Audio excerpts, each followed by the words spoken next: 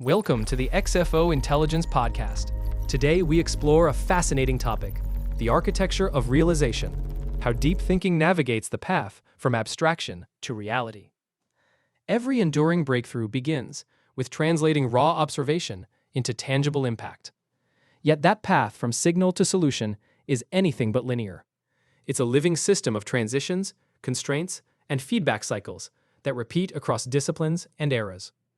What makes innovation last?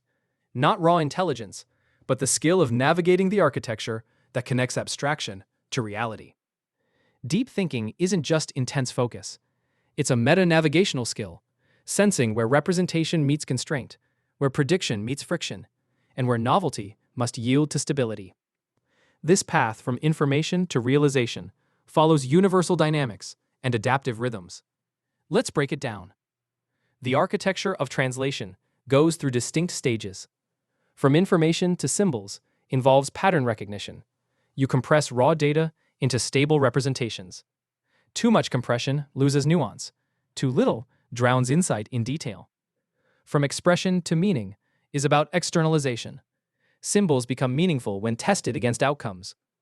From meaning to knowledge demands validation, testing which models hold up under stress and which don't. From knowledge to manifestation is where ideas meet reality, respecting real-world limits. Finally, from physics to inventions to solutions requires aligning inventions with real-world constraints. The feedback loop closes the circuit. Each solution generates new data, revealing edge cases and second-order effects. This architecture works at every scale, within one mind, a team, or a civilization. The topology is universal. Behind this pipeline are three hidden dynamics. 1. Feedback latency. Fast feedback leads to smooth learning. Long lags lead to fragmentation. How quickly reality speaks back determines whether a system grows or collapses. 2. Constraints. They don't block creativity, they shape it. Mature design sees constraints as guides, not barriers. 3. Redundancy. Single pathways can fail. Multiple validated routes create flexibility and resilience. How do you navigate optimally? It's all about rhythm. There's a 5-phase navigation protocol. Phase 1, broad seeding. Generate diverse symbolic frames. Encourage variety before early filtering. Phase 2, gradient formation. Test each representation. Reinforce what reduces error and let drift fade. Phase 3, constraint alignment. Match models to physical, economic, and operational limits. Reroute when needed. Phase 4, stabilize deployment. Build adaptable solutions with modular fallbacks and monitoring systems.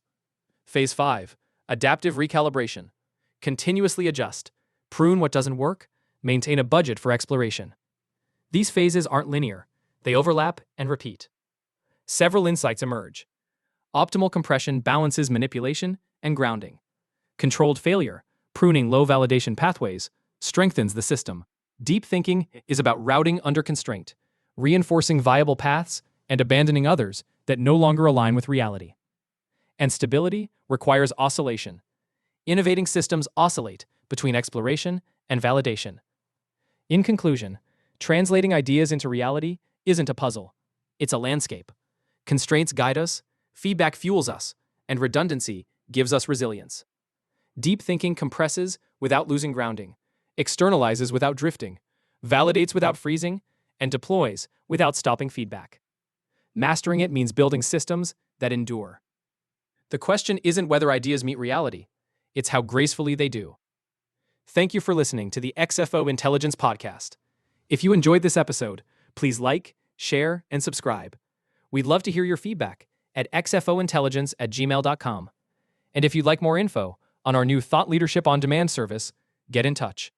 Until next time, keep navigating that path from abstraction to reality.